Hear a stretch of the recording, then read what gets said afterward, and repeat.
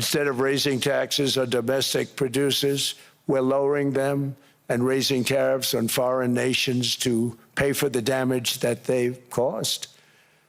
In 12 months, we have removed over 270,000 bureaucrats from the federal payrolls, the largest single-year reduction in government employment since the end of World War II.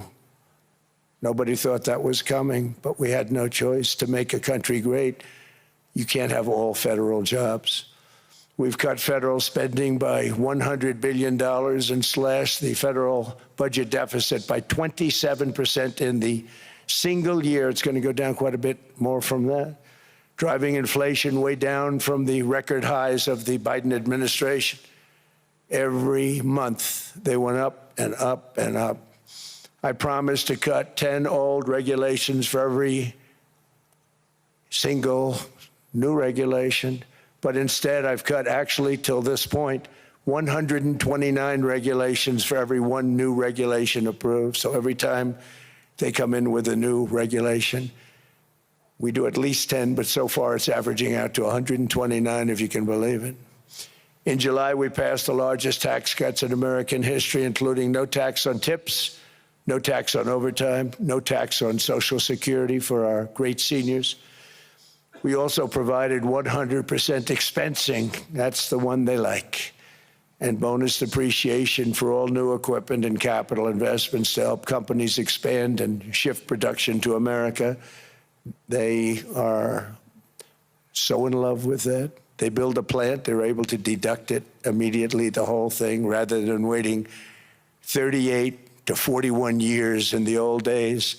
This is a miracle taking place. Nobody thought it would ever be done by any country, but it's done by us. It was what made my first term the most successful four-year term that we've ever had from a financial standpoint.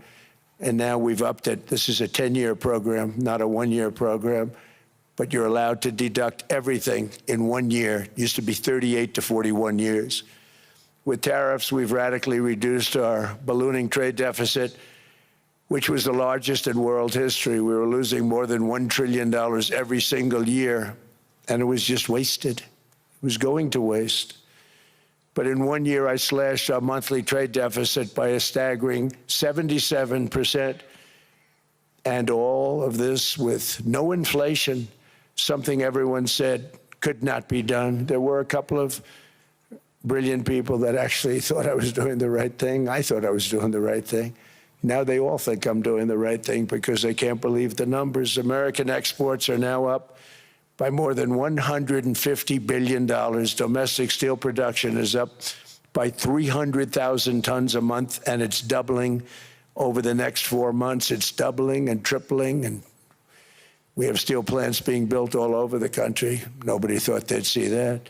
Factory construction is up by 41%, and that number is really going to skyrocket right now because that's during a process that they're putting in to get their approvals, and we've given very, very quick, fast approvals. In the process, we've made historic trade deals with partners covering 40% of all U.S. trade. Some of the greatest companies and countries in the world. We have countries as our partner, too. The European nations, Japan, South Korea. They're our partners. They've gone into massive deals with us, especially on oil and gas. And these agreements raise growth and cause stock markets to boom, not only in the U.S., but virtually every country that came to make a deal, because, as you've learned, when the United States goes up, you follow. It's really become a staple. In America, I've stopped the nation-wrecking energy policies that drive up prices while sending jobs and factories to the world's worst polluters. They are indeed polluters. Under sleepy Joe Biden, new domestic oil and gas leases fell by 95%. Think of that. And they wonder, why was gasoline going up so fast?